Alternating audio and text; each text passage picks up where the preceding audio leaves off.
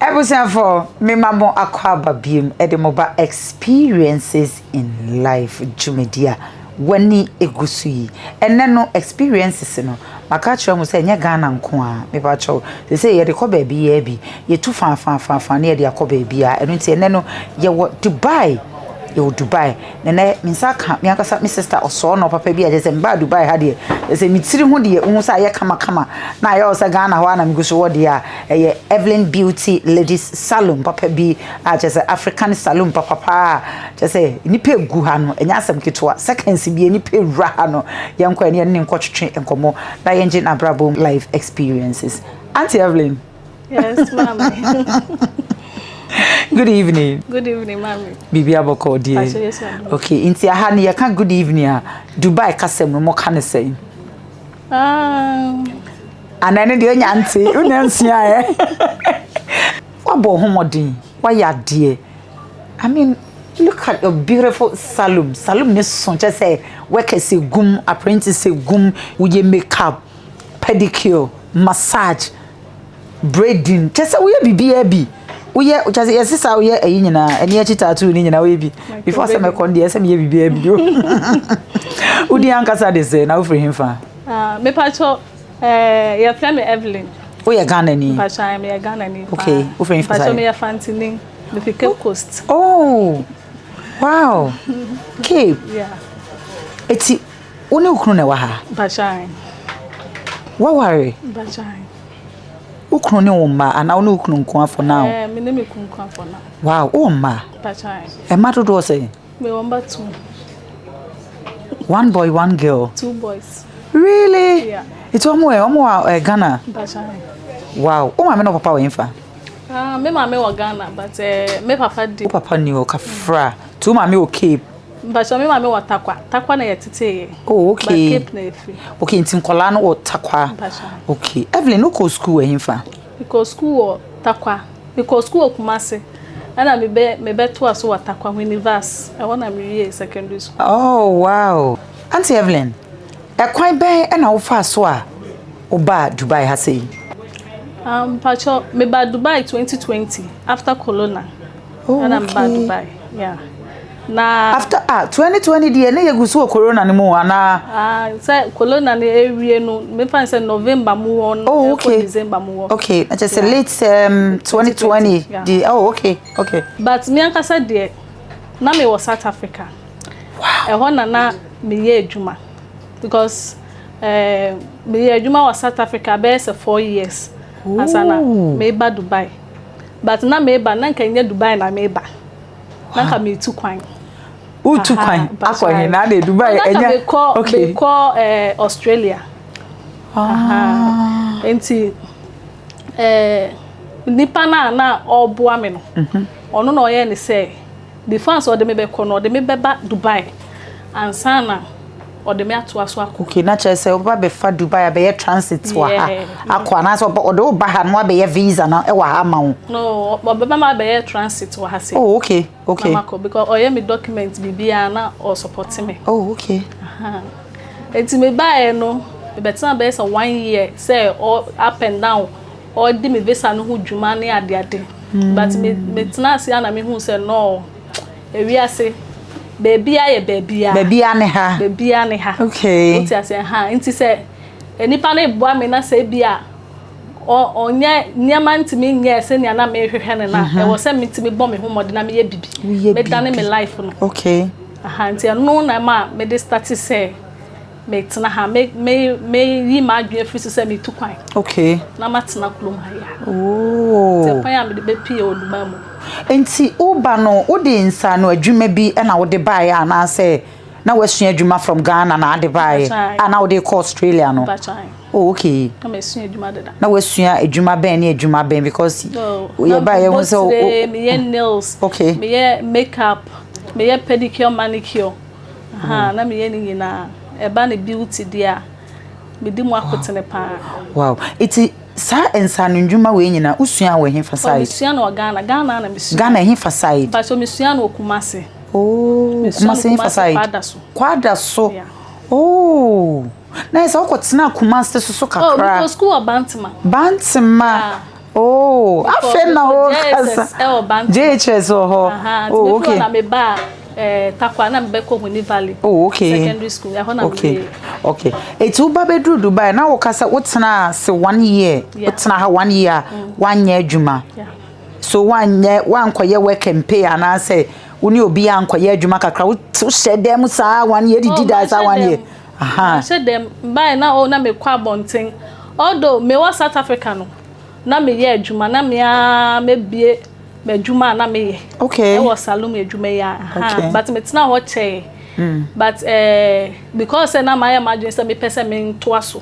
Enko baby foforo. Enu nti na ma me ye de. Me bad down. Oh, okay. Aha.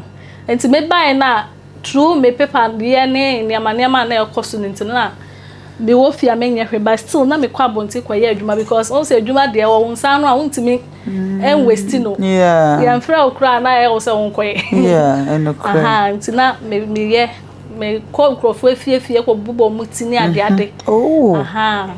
Wow. Sana me ye. Enti ebreben na wo decide say one kasa obe per salon na wode ababe ye adwuma na wape workers egum e di adwene ne ba uti ebreben so na wo decide okay me buy na after college na me buy no buy say 1 year me find 2021 okay e ko na wie na me hu say like visa no e delay ni ade no e na me ye imagine say me kwa ye adwuma okay yeah me ye adwuma enti no me nya adwuma na minya na aqua plus mineral water. Oh, okay. Aha, na omo supply nsuo, vortic water ni ade. But ejuma na nka ye okay ma me pa but enga me filled. Oh, okay. Etrebo na ye ejuma na eda makoma so me pese me ye. Okay. Aha, nti me ye say ejuma no for some time. Okay. And I me best start say me ye etre ejuma no. Okay. Nti me be see a lady bi wo ha say oye Nigeria ni. Okay. Na fe na obi shop foforo. Afi no obi shop ben for shop we ya na say no okay other one okay e o baby okay enti me share no na ankomodi die ma na o ka say o pe hairdresser ni na one na ya adwuma na me ka chane say oh e ho na me sere ya na me say me de be madam o na be ya adwuma ma o betimi atia me ka no say oh me ya sure say me na adwuma pa na me say me na adwuma no say na sa dia me ma na me ka chane say mom mamba for stay me nice kwan so a me tu kwan me ko baby oh but me gusu ye eniama entimatimi abeboa na be pick me salon na man okay na mom sa time so a meko okay e no si okay so me timi boa no no timi pick ne shop ne dia na ni beje pa e wana me ko start ye okay say me ye edwuma man okay enti me na me start ne salon first ana me ye edwuma me bo tire ye bibia me ye adwuma ma no be say 1.5 year yeah to 1.5 year no e na me kra no say esi ade o pesa woko okay it's not just time I would decide say obey ye adwuma no because say no edu ba bi no hu say ka na be ka kuruma nti adwuma na ese wo ye de o peye na wi wa adwene free Australia na say paper na ye di wetu kwan no wi wa adwene free so tafe o tena fi be 1 year na wunya adwuma papa bi anye no na ese ukope work and pay to work and pay no so year no 1 year into 1.5 year into 1.5 year na one nipa ne year work and pay no na one kasa service kana obeje salon ya na shop idi year salon na say be ma na ne tene no boa wa na say kwan pe na wo fa so a eno so oba be year shop kakraka ya abeye wa wo dia why madam a wafa workers ne apprentice a oni wo ye adwuma enti one me ye adwuma no ma lady ne wie no because that time no na still no na me process no that so on na nkati off here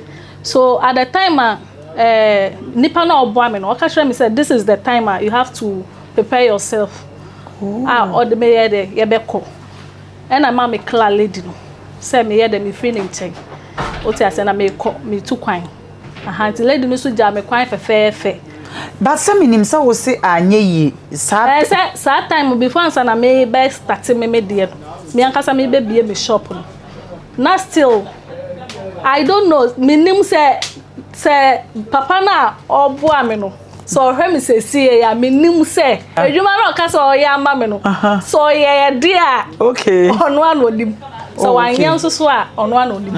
What you say, but all the time now or mommy arreshemu because till now na me no kasa no say na menya ebia message be every Australia government who say ebia I'm denied visa and I say menya visa I don't know because up to now menya update bia. But so say we koye work and pay no kra no still now na or show bo say bra na be yeah mama date mpo o ma date mpo mo de be ko Australia no eti na chese ni nyina ka ho na ma wo jai work and pay me na me feel say wanya shop nti na wo kra lady ni say wo pesa wo ko no na me nya shop no cry wow aha eti wo share wo bo na e ma wo jai adwuma no na still wonko no eden biem na si ya kwan be na ofa so be na shop mabemu bui kakra me rekoye because sa boy no de share me ne de o kan ye nyina ne plans aye nyina no antimi anye adwuma enti metina ase kakra na me hu se no se papa we ntimi de o kan nyina we ntimi anye de a ene yakopon woni ma papa bi eye wa ha e mame so e was me come ma adwen down na mitimi start bibi aha nti eno na me akasa me ma adwen say me ba be start salon en kakankra na me start say me pet shop okay e wa ha say okay enti shop no wankasa obotom sika na odege ya na say obi mu a eka ho me ne me kunu na ye je woni ukunu na ho no menti ase ebra ubedru time na uko Australia na ubeye transit abeka ha no eno na enam so na adehia ukunu na so se na wonim ne deda ana kwan be na wo fa so a wo hia na ema odeboa wa munyina mobeye we pacho eno na nam so na me dehia me kunu e wa ase okay yeah itu ba eno ebrebe na wo dehia no the full 1 year ne de na me hu na wo hu no yeah. Oh, okay. Then say ubedi 1 year and after 1 year no na wo share ukunu. I say fan say ubedi 1.5 year na wo share ukunu. Enti me share no hu senior me wa passion for hairdressing no eti bone makeups ne ade no. Aha no ye say obeboa me. E na ye nyina ye de contribute ye. E na me ye de ko pay shop. Okay. E na me start say me ye adwuma. Okay. Tina say wo kakra wanya no e no so di bi so e no de beje shop no e ya na wutimi siesie mu kama sei eze ni nyina no anso na e ma wa na mo ana mo samu nyina wow etu be bi a shop yi e wo Dubai make say salon kakra kase fefefe e wo Dubai here how many years ni oh se see ade ko be 3 years e ko 3 years wow salon we him fankasa wo Dubai but ye wo Dera Naif Dera yeah Naif Dubai Dera Dubai Kromankasa Dera Naif na bibie ni ha say ya apart from Naif no then the sign e ya hyenso de wo do Dera wo do Dubai na obi so obi asa wo ko Dera Naifa ye do beba okay nti wo ba wo bi so obi asa wo pe Sky Park Hotel oh okay Sky Park Hotel a popular hotel it was the center of Dera oh okay so from Sky Park Hotel no you were the opposite oh okay more opposite Sky Park so obi asa wo pe Madam Evelyn oh and as a Ghana shop wa Ghana shop because area ha nyina no onko yeah happen wow it was started 3 years a year because ye nyina yatse se yesi Dubai kromu de edan ne board ye pa na waji store twitwiri die kakra kase na washroom ni ade nyina wo soro ho me ko ho neat kama na say ne board bosome sen na wutua oh meka say aha no yentua no bosome a yearly contract oh okay we gene for 1 year with check yeah we do check be go ho nti no a yearly contract it a year na ye say a year no me fan say me ha say no e bia metimi atua be say Ghana ska men camera Ghana ska na men ka Dubai ska o kan Ghana no kan Dubai ska no Dubai ska be say 150,000 in a year Dubai ska 150,000 dirhams 5 billion na 5 billion yeah 5 billion 5 billion 150,000 dirhams yeah Eko Ghana skemu a. Eko 5 billion. I was say for one kogaga osisi a. Mon check him. Hey, na be store. Ba ko pe. Yeah. Twatwapo awe. A year. Ubetua be 4 point something billion. Yeah. Ghana cedis. Yeah. Enti sasika no. I mean, we are sure say winya. Yeah. Yeah, Juma pa. Ya boy ya wo de me ne me mba no. Nyame adaro man kwala mbesi omo wa ha de meti omo so ana maso. Me bai me hu. Omo ye Yankopon won hira wom. Oh, o mane de wo mo hwame a na ya aseme se nyame hira wom. Omo buade nso. Omo ya de. Ena nyame suro suso ewo mu ha wo mo no be kasa enemre mu pa. Yeah. Because many omo tnase e kasa ye. Ehu mabra bomo asem. Ene dia wa fem ma fem wa to se nyame ya adoma na nka wo ko Australia ya ji usika di usika ko kai mu a wo be ka Dubai. Wow. Save perfect. Enti afe no meka se utimi nya sika sɛn because ye pese ye hu se sika dodo wo sɛn na utimi nya na wote sa 5 billion na say 4 point something billion na utua workers car. Omo your workers and our apprentices. Pastor, omo your workers. Workers. To tua workers car. We sure pass utimi enya bi e sign the to ho e save die. Enye shop no nko anwa ha no wo beje shop a chisa wo sign license. Me license no nko ampo no e ko be 60,000. Hey. License pe na me de beje shop no. E ko be 60,000. Forever and ever shop no. No, enye forever and ever. Hey. For just a year, for 1 year. Yeah, but shop ni sika no a eko 5 billion no 150,000 dirhams no eno no wetua wie no wetua no awie o na wasa kra aye license na so wetimi age shop no etu be yam crash me 60,000 we dey tua 60,000 Ghana cedis e dey aye license 600 million. Yeah, aye license ne ma shop no and san wetua be 4 point something billion no it na che say e be kan wa e bro 5 billion. Yeah. A year. Once I will set up our shop. That is the empty shop. That is the empty. Yeah. And see, inside decoration ni bibi e wo mu no. Ene wo to to ne ma. E na tell say madam, we wie na ne na bebe ko 10 billion. Na sa sika no nya we hefa. Oh, Jumaden. No mu ye den na mu nya. Jumaden because me ba ha no na instead anya easy sa. Ko ho but me mia mani me ye adwuma with sleepless night. Menda anadwunyina na me bote baby obe frame bia 24/7 na me wo ho baby obe frame bia me ba na mabaye dia wo pese me ye ma wo aha enti eno na yetimi boabo anu kakakra na e ma me yetimi e de me de set it up wo de support you kunu a mo de set it up no. Wow. Me ba na me bisa o mani bi se omobo conro me beto so omobo broni bi conro. Yeah. Conro rasta. I may be so say omo conro rasta na. Yes say. And I'm say ko Ghana skemu 800 to 900 Ghana cedis. And I'm say hey, why am yam shame. Ghana okobo uti a any rin ni nyina. I say 8 million 9 million and rin ka ho. It depended. Eti die broni no na wo bo ne rin ka ho na ye 8 9 million na. That's right. 800 to 900 Ghana cedis. Wo Ghana. Oba Ghana rin 35 cedis ubuto 2 70 Ghana. Yaje wa 100 Ghana. That's right. We dey say wa bok kakra ni nyina wa bok kakra na special one wa bok kakra I think say be 250. Yeah, 300 grand. 18 so ayebo. Braid na sometimes I no depend on say mostly na blofo no omuti bono different. Okay. And to say ye de na ye bono. Okay. What you say? And the same a trainer or boy no. You bet me agba mo bi e bia be say 300 cedis and as 400. Okay. Yeah. Afe na makoma atomi yem na nka we die. Wow. Any winning na. Yeah, prices they were form class. Oh, okay. So all the time no yenya customers, okay. Because their prices are very, very affordable. Wow. It's a day mutimi ye adwuma dodo be sen nipa be sen ebi a day. The nipa raha. It's a day one nipa raha kra na be nipa be 20. Nipa raha kra nipa be 20. Oh really? Wow.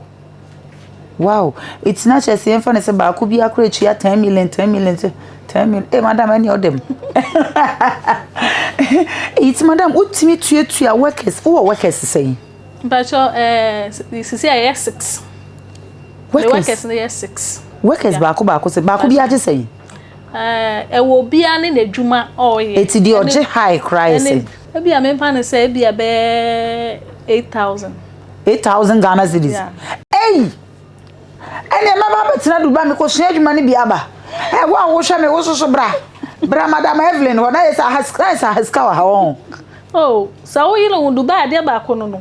E system ena ye adwuma. Wo ti ase. So wo ba mu na wo hwe ekro na efe. Ekro no mu ode. Nti se bia wo de wa dwen ko emu fe ne emu de na ye na wan kame wo mind down wa. Okay. Untimi enyeska. Okay. But so we jilo hu na wo ye adwuma. Okay. Wo betime enyeska. Because ka de bi wa ha pa. Na chesa ha no eye modern boss se wo be yiro hu na wa bo hu modern. Oh. Wo modern wo benyeska. Wow. Madam, ba yintwa ye humra wate. Bacho. Auntie Evelyn. Mami. Oh ya me fe. Me das. Oh fe. Naturally no. You are so beautiful. Thank you.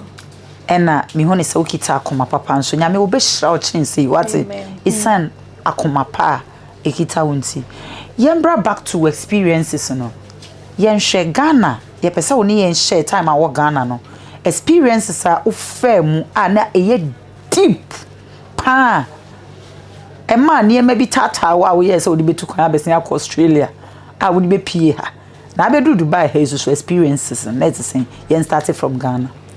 Ghana, me fa ne say me wie school no, me wie secondary school. Na me wo school mu nyina na me petire ye pa, me timi ma me te ho na me boniti na me wene ne ade. Okay. Enti me wie school no na me say me ka sha me ma me say me pese me nkosua adwuma. Okay. Enti me kosua adwuma me ko Kumase. Then time na me papa wo ho. Okay. But na me papa okọ na waba. Na Kumase no stay. Na me ma me watakwa. Enti ya okọ na oba. Nti me papa wo baby wo Bantama. Okay. Nti ho na me kwotena ne nchen. Me papa so ya fantini. Eh na fantini a okoda ne asantini die sa no odi. Woso ka se nyina me se asiste woso wo fantini 100% re ba ne se na Bantama na yi ho ahwan na ho ahwan. Ejuma na me papa call. Oh, okay. Yeah. Okay. Kumase. Okay. Nti me kwotena ne nchen na me kosu ejuma. E wo Bantama. Okay. Enti me wi adwuma na me pon me ho no na me ba me ba takwa back. Okay. Na me be start say me be ye kiosk kakra na me ye etire adwuma no wom. Ba na me ma me ye market. Oh, that time put in your container na ye kiosk. Na ye kiosk. Oh. Kiosk na mabobo. Kiosk popo kakra. Na me bo tire no wom. Enti na me ma me ton no do ton ade o market. O ton enam ne ade o market. Enti me ye adwuma na for some time. Okay. Na afi na me hu say no adwuma ne de me ye. But ense da anye den emmoa me. Wow. Me expectation ene de me pese me ye. E wo mabla bobu. Na afi beduru na hu hwe. Enti no e ma me ya ma just say ade me break it down kakra. Okay. Enti me break it kakra. Ena me ya ma just say me support me mommy e o market. Enti imagine say madam a wo su adwuma that time so na me kuta nkwala be se 4 e wo Ghana na meja ya adwuma no na makotena market na me ma me ton nam na profo bebrebe hu me wo market wona mo say eh madam na umbo tire biem madam na umbo tire biem na me say o na me ma me ton nam ti ya ton nam kakra ena ye benye ska kakra. And I make Mrs. Penning. Oh, and I'm roasted fish. Oh, okay. And Mrs. Penning. And ne papa bi on ne call sorry. Ebe ka sha ne say me hu sister. Na me yele kura se wa kobọ ne ti e wo me sister ho. Wo sister ho. Na se na wo sister boti no. Obe bia o ka wo sister ho asem ti adanti na we jai trainer. Wako market. So ye de okoton enam e wo market.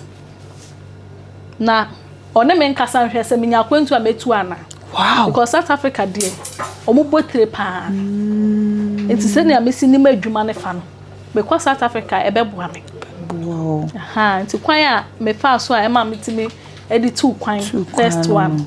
Enti me ba me ntwawa no enuanom no na moye dodo sen o ma me emba 6 emma sen na mema sen emma 3 ena emma so 3 ya omo nyina atias enti eno na emma sa papa no metene so amasa baby obi a Mr. Adams camera nim na chia na me shira na pa because ono ena obo a pacha Mr. Adams atias pa wow ono na obo a me ono sof ma me shila okay omo adawro ma omo na ma metimi to because me plan na minimum passport minimum he to mo na omo ye ma o pachai to mo na ohwe senior o see a wo sister the way a o ka me sister Penny say the way a sister isitie say the way a o ti bu ade me yele ba okobo ni ti bia oba obeka ne ho asem oba beka ne ho asem papa and the sad dia when who say kwan bi da ho betimi aye da aboa me ama metu kwan to no boa to no na in terms of sikasemu there yeah but say opportunity no no buy opportunity no my na ye koye ama me kwakra nya me nkwa na me koye o ma nipa no oboa me no eso me nsa to South Africa krom wow yeah because na papa no like na wa bepa ma assembla prekope me sister Penini me busuafo nyina asase ne de na edin because obi man so a wo woni mo obi a ho edin but na me die so ene de wo mani so a me pese me ye e wa blabo wenu nti ena ma me take isa bold decision I would say meko enti me koye no nyame adom me koye nso ena me koye adwuma work and pay sa me adwuma be se 2 years okay ena me ankasa me start say me ye madwuma okay I was South Africa okay na South Africa ye baby a na me ni je ho pa okay ba de ba ko ne omo entokwa na ya na omo kono atoda na atiafa so kla and the mama yetimi gina salon wo beti say tuo pay na no customers ngina na masole na mo jane fi salon bo isa say e den na eba na ya sam ben I was say udwane answer because omo de ha omo timi sometimes omo sorry ya na omo timi nam kwan so na omo tutuo rough wow muti anye ye na bi kaka on pe wewu nteno na nam so a yeah me ya imagine say na meto aso Australia yeah visa ya manwa bra no edi usi mu a wadu be si Dubai ono kwa de wa ya because obi wo kra ka hu ni biem okay nti madam wo share South Africa experiences no any Dubai hadie na mayen we kakra see and there make say me to see a message to Dubai biem because wow yeah Dubai baby a wo betimi atena wasum bedwom security is very tight here egba na ju 2 o'clock or 3 o'clock utimi fa krom utimi ye adwuma bia anya obone bia fa ne sankan so safety na wa hane de high so what ha say ya wo asomdwe wow wo ne kromfo bi eni asem and I only tutu obi ni asem oh but yes sometimes ensuo to a ananse mo ho a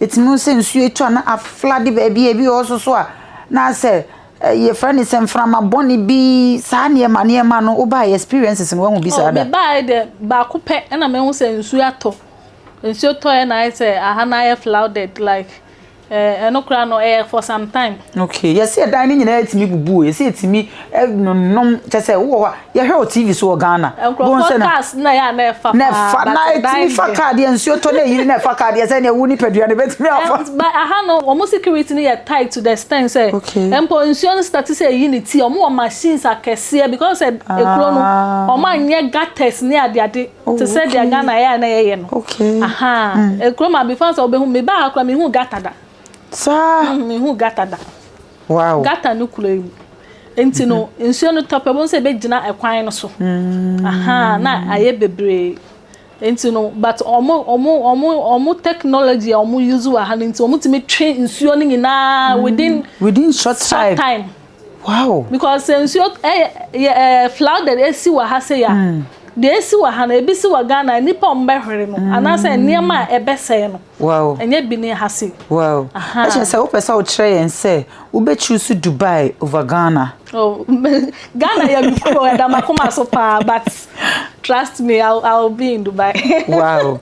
And then na oba ha den na wo hu e wo Dubai and I den na ma weni aka kro ni mu ha pa utimu say wo ye comfortable weni je because utu we wuntri makeup but you look so beautiful. Just say you hu so bia as o weni jem ode ne ho ye okay. Oh, to say they make no safety number 1. Okay. E mama ni jikulo mu ha pa. Wow. Ha, and I feel so. Metime bo me ho modern adwuma. Okay. Yeah. Nti ema me peace of mind.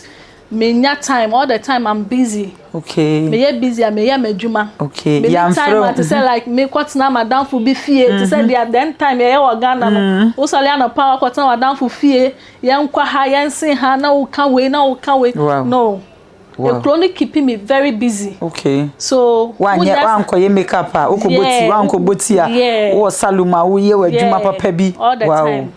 Wow. Because me buy o man catch me eh madam di oni time wo pe wasem odo pa na ne wonya time ama wo sa wo catch me wo play wo camera se wo ha kra later wo beti se no wo mo e ka. Wow. Pepe. Eti madam ye pese ye bisa se si a wuti hoi na opportunity bi aba we bie salon wo ha meka se we bie djuma wo ha business wo Dubai ha we okay we comfortable but opportunity there etimi ba at any time wo ha sisi ebi obi kra be ye niti anase bi obi ehun abonti wo say madam me ba be ye miti wo ha anase bi a osunsuma to me so se mpese me boa wo de kwa Canada anase America ye pese ebisa wo say wo beja Dubai ho akọ krofufro so ebi sa America anase Canada bija krofufro ebia sa because me kwa Canada na because me kwa America na ye holidays na me kwa ba. Wow. Yeah, because me kwa pe holidays me kwa samba. Because my choose Dubai as my second reason. Yeah. What choose Dubai as second reason? Yeah. Wow. So me call US, me call Canada, baby I me ko biano. Still we be sign aba. Dubai, yeah. But enkofo bebre e wo Ghana yeti Dubai a yenim se Dubai nheda nya baby a ase ho hia se wo kwa se okotena ho ko stay ko ye adwuma dodo na nim se Dubai dey I mean ko na wa ko holidays bi no aba wo baby ba Dubai nya abrochi dodo na nim se Dubai enya abrochi nti ade na won so waji Dubai atuma to extend say ye ka say ye the visa 20 years visa Canada America beto kra so nko hey mama so who say e we asina ye wo no baby a Bible crack say baby we japade wo ne ho na wakoma wo. Okay. Enti baby a wo wadwe mu no wo susu say wo find no self a. Okay. Wo be ye okay no. Eno na wo say wo ye. Wo ti ase ade bia wo ye wo wiase no. Wo yi nyankopon free ho a wankasa wablabo na wo bone wo say wo de wadwe ne no kuradie edi wanim. Na wo ye wadwe say ade we na me pese me ye. We ye. Na nyankopon so ayeden aboa wo ama watimi aye ama na ye. To be choose Dubai. Again and again, yeah. And again. Wow. What worry ankasa? Mpachai. Say ya kwaji obi aware every fee. Mpachai. Wow. Tunu ukunu enetwa. Ukunu ye adwuma ben. Mpacho mi kunu oye shipping. Yeah. Olodu otokas oshipuko fie all the time. Any otokas ni bi mame. Otokaka bia ope bia. Oh, really? Entade mpaboa bibia oye container. Yeah. That's nice. Wasipo abefi. Wayache. Yeah, wayache. Ukunu watena hache. Pachai. Be how many years na ukunu watena? Oh, no oba hajame. Oh, until 10 years. Oh, endu be be 5 years and 6 years. Wow. 6-7 years there yeah, ebedu. Husband nyaminshra wate. So wa hwemi nua ba in fact. Nyaminshra. Wa kan ho asema since morning. I mean, sure, what's it? Auntie Evelyn, madam, say, Ube show being crying says will be a visa. Cause in America, other countries Europe ne Canada ne ade UK upa wo bre it will be one no ma wo say wha so no wo pese wo ko so wo be ko Dubai die ana wo be ko South Africa die when timi anko we nya sa other countries ne visa die a wo ni baby wo be ko ne ye gini sika di connection fo edi ni sim na ko pese ka foforo ne edi ni sim and so be at that time kan nipa de ba Dubai adru na ni form e be yire ne ho a ko betimi edi am betimi adru baby so wo be sure obi nkran say enipa no ombra hasiana oh Dubai die ya sumdwe kuro a obetimi abetina mu okay na waye adwuma se wo ba na se wanfa wani ndi afefe de na wa ha na chi na wo kwaye adwuma because wo ye adwuma kwa na esu aka be se 4000 cedis and asa 4500 cedis kura na it depending with your expenses wahu so we aim wo obotai bi si wani so se sa de we na wo pesa wo ya you will know how to live your life wo be hu se na wo be your expenses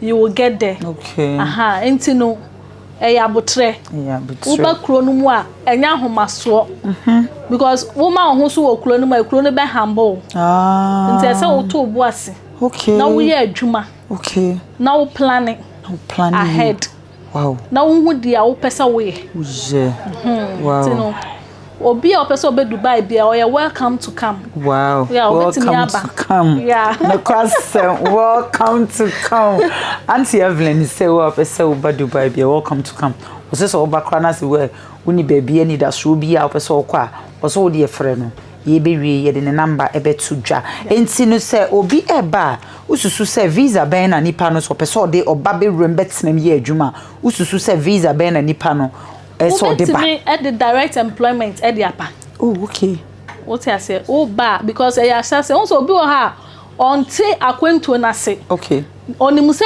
ya ka Dubai na ya obedu Dubai na wo se onya ewiase musika o hwengina but entisa okay I was say we steady clone okay now we experience clone okay then a clone nkasa be mauska oh what I say okay enti wo ba be ye adwuma the direct employment visa and I would beba e be free Ghana beba because direct employment visa no cover with your shelter okay sometimes a depending company a ube tusu okay they can even give you food wow what I say then o mama salary yeah baby obeda any o salary na baby obedi any o salary oh enti no wo ba na se wo ba be ye wo ba ye adwuma na 2 years contract na 2 years wo decide 2 years at the bar wo stay wo ye 2 years ni wie na se ebia wo hu se na ekuro ni city na dia wo pesa wo ye na determination the way determine se wo pesa wo ye no okay na fe wa ship to wo field oh okay now I started say wo manage wo manage na say omo mo de 3 months eba na omo be ka kromo ha ne de omo no omo nhye da nye save omo nye save na omo de sa 3 months 2 months visa ne de ba because omo ati say Dubai wo ba ya say omo nim say kro na efent wo ba ya bia wo be yie nti oba kra wo nim sometimes ebinum kra ba with service visa na omo ye selective like opejuma way on pejuma way wo so ni experience woni experience we adwuma na wo ba be nim emposa we a professional carpenter we a professional mason kra na wo hwe Ghana say na ACC ye dan any say na Dubai for see ye dan na wo ba you need some training what you say it is what the direct employment ne ba na so wo ba be start adwuma na wo benya experience no na cameraman na wo twa madwuma CV stress a wo de me fam madam sa je so kokko ye adwuma no wapon 7 o'clock anadwo ansa na waba beto me de yesu mekọ akoda beye 2 na me ni shishim 3 days am bedi wo Dubai me se me ko Ghana na meka masem madam wo de to aso o say hano ensanu djuma fo no akwaye say all the time no they are busy because most people no mo book your mo e say wo beye we be say enti na make no say wo ba na say we near dem wo pe adwuma nko ade a you will get there wo be do baby a wo pese wo du bia wow ti say bia wo mpa adwuma ti say dia cameraman CV or the ya me no Esun kamini me Ghana de dada me ne na o say Ghana mafia me obetimi age won kwa contract no wa ye no but ha no enam say o pese o reach ne baby o pese o du nti no obey ye adwuma ne nyina according to time yo enti mu wo bibia obetimi de atena krom ha you control as a police shiawa aha yes at direct employment what the bar only police yeah police name say krom had your more friends we are responsible okay you have a who baby awote who baby awe adwuma okay one nam abonten basa okay what you say so most people no my ebi obeka say like on who send ya Dubai AC come eh omo person omo be fa process so okay what you say because we ba we direct employment on be ma 2 years Emirates ID yeah. Oh okay it's we kita we Emirates ID a we share police we abonten na CID no abonten a we ID chire ne pe hu say wo sa nipa we adwuma ma company we 2 years save yes wow. Well, but I had a police tar how more. Oh, police inside that hard drink. Oh, okay. I want hard drink. So say like, wo nam no mudu wechi, wo nam ha no mudu wechi. No, my ID. This is me fan say 4 years. Second time my ID. Me share police kura mani me say my ID we hen. Yeah, because me buy ye. Say me be di 1 week people. Me 5 days mo say 4 days mo na me we. Police be e share me ko. Na so me call Germany dey seconds be na police a control. Hey, jina ho. Yeah, control. Yes, I the unless say be a BBS because a cloning in is camera. Oh, the camera or baby. Just what to taxi mukra camera show or monitor. So before I they approach you, you be fine. Yes, we be do airport no. Na eda o passport so na me bibia. Na ese mi tia. Wait ya so akwa na they are buying thing they go. Na ese ha no control no discipline no. Yeah, discipline. O ma se mra na da ho say follow the rule. Wow. To say this one. Wow. And one no we obi any problem. Wow. It is obi ba no pese o baby a work and pay a obeje no obi free Ghana ba na ebia o pese oba na o be ye adwuma obeje no. Oh yeah. Obeje no. Okay, and one is so obeti wasem na waye suti ama waya kolapa wa fa adwuma ni serious because wo fa ni serious no e no na aboa wa till now. Wow. It's benefit be na oba e wenya wo ye bibi o Ghana na ye nhwe se obe bibi o Ghana. Oh, we go so. Me never be brave o Ghana. Wow. Ghana them to be call Ghana anytime. How many times a year? Oh, me to say I'm not to come to me akọ Ghana chana. Hey. Cash boss lady papa wow. Me to be call Ghana anytime. Wow. Ya de yensem no aba ewieye. Me pese o hwe o camera nim. Na to Ghana fofo na tu obi anso e Ghana ni a waba Dubai hafo afutu ben na ode ebema de o show me nuanom ne madofofo me fans wo kwa TikTok wo bo Evelyn Ladies Beauty Salon most of the people they know me by that name what I say kakra metimi aka e de a kire madofofo ene wiase afenefo nyina so wo Ghana na wo pese wo be ye adwuma wa ha wo ho kwan so obetimi aba be ye adwuma de hia ne se wo besi wa adwen pi sei e na me pese me ye e wiase abrabo ye kaka nkra nya mirikatuo wo ti ase wo ne obi anko competition e ye kaka akra enti de wo de wa adwen besi so se wo pese wo ye no wo ba ho mpaye na wo tu ho anamo na wanye ho akwadwura nyame nti e be ma bibia wo pese wo ye bia abamu na wa hwe ho yie nsuso what I say won fa ho mbo enafo bone all the time me futuo ba kwa me ma me de ma me any ada enafo danfo sem what I say because enafo sem no wo kana ono ka bi no o kina wonim de obeka kaka wo wachi wo ho and so ya ba ya we situ to say me age anasa fe kura na wo ba anasa wo chem kura na enka echi still wo betimi abon ho modern say wo de bibi be si wani so sa wo beye Dubai had the oba Dara had the your control Dara enti wo bala wo bo Madam Evelyn wo ka so hwe Ghana saluma mpacho wo be hume wo tell me chiru kwan nya yela kwan kola na Ghana for mo ha nyina so no ye boy ho modern say ye be ma mo afutuo ye be support yo mo ye wo consulate wa ha wo ba Dubai a wo nya alone wo tell say ti say bia wan fa wa adwen ensi so say bia say na me pese me ye wo pese wa wo be ye be different and no dear it's better so bet na fie na wa ye tired ya wo pese wo ye enti no Dubai is good. Thank you too. I just say I was so ba udu Dara Madam Evelyn Ghana Salon ka se Nayas wo hwe wo ne interview no na wo hye wo bo o hye mu nyina abo se wo abeba Dubai bia no bo moden a na bra na obeboa wo enti na che se Dara ha no basabasa nia because me tie si yes Dara de wo ba Dubai na se wo amma Dara ha yes basabasa de Ghana fo no ahia no mu nyina egu basabasa nia oh I had the basabasa bie ni ha okay basabasa bie ni ha wow Dubai na Dara na enjoy more omo accommodation ebi wo Jabali ebi wo Alkus okay ebi wo other companies are wo mmea bebre okay but at the end of the month dia na ha na ye be chele wow Dara ha na say o chele kakra bom wa Dara de bibia wa ha bi mo chele Ghana aduane edi wo benya bi wa ha bibia ya uti buy ko ma me Ghana jollof ne fried chicken papa bi pa chese nyagudi o hey Ghana malt bibia bro ne nkate bibia wa wow wo benya wa enti yen hwe nim say wo ma no wo de ombeba wo ban pani no wadi say oh me ban pani no owo 15 years owo secondary school hey wow yeah one ka so wadi mfie say but so me wo 32 hey yan ya wo ntam yeah na ya akra bone na wo ye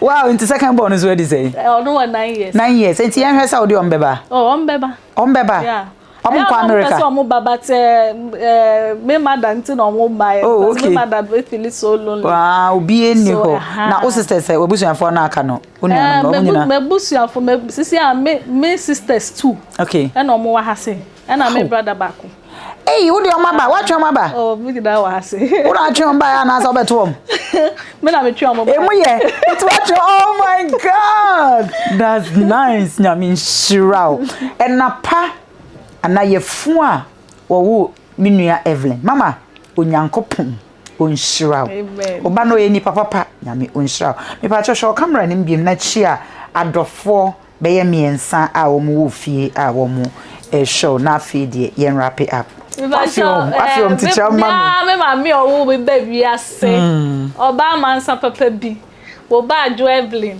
me na me kasa do me tia opa me se Nyankopon nkoso nhira no ma wonte na sente na eduaba papa bi a odua o memu no o ma teso aba bebre ansa na wafiri mu na me papa papa Adams wona wo yele mama Sheila nso me chia mo pa nya me nhira mo sofo amako nso so nya me nhira o pa nya me nhira o aye nyema bebre o ma bla bom ani me na fufu nyina o mo watakwa ani Cape Coast ani Kumasi me chia mo nyina me se ye wo wan nhira obia aw me rekra ho chia me ma no so ma me ma no me ma no so me chia mo pa Pius woni Emmanuel yeah umu mami odom dodo yes Nyankopon onshirao na wanchi ya ukunu usita wa hantiri miti ana wa heya ana workers ni nyina omo nyina wa hantiri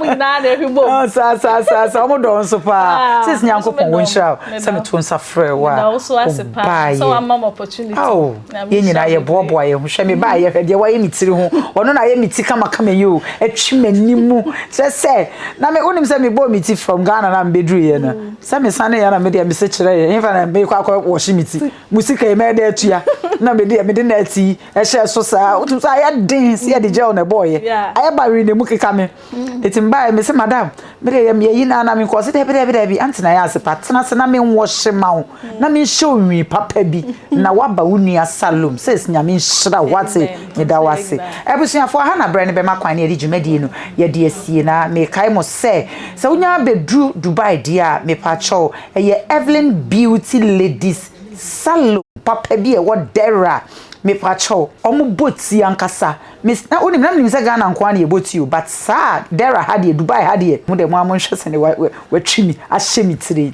etimi pacho bedra ye de ne number ebeto ase na frɛ no senya bibisa akora na wo de moa bi a wo hia bi obedru na wo hadeda no wani so time wa contact no fa adwene papa bra no no nso fa adwene papa onfa emwa na se yakase enconfirm mami ankasa me Apostle Eric Akwa me mama Florence obi nim papa bi ahofedua obatampa mama bebia obia no bichia me mama me ba no wo se hwe saga me ba me doba a odama koma so two ni Range Rover no we dey na nya gin wagon no Range Rover no ma me two ye no be fa me de me ba airport edidi ye chele ye check in me ma me say a day or check it up on me more than 4 times. Mama, you know I love you so much, right? And kopon won shout bibi o mama bia ma Florence obi nim mani esopa and share biem en confirma me mama Doris and me ba ekria insura any Angel TV and ABN jumeko phone nyinara any aboafo a dane da one esoma sene Papago Furniture, Jeffers Mixture, and the Boy Fashion Jewelry, EMS Event Center, me pacho, Just Love Beauty Parlor, me pacho, and Nasie Enko and Fama Munina, Afe Unshra, so for Bestmark, so for Boats, Afe so for Dan, and so for Sammy Bishop, Michia Munina, Yankopon, Unshram, Dasane, ye besign, Eshia, na Kaisa Kwesia de Numibia or Angel TV, 7 PM enumere near the ashes. I love you, Makram.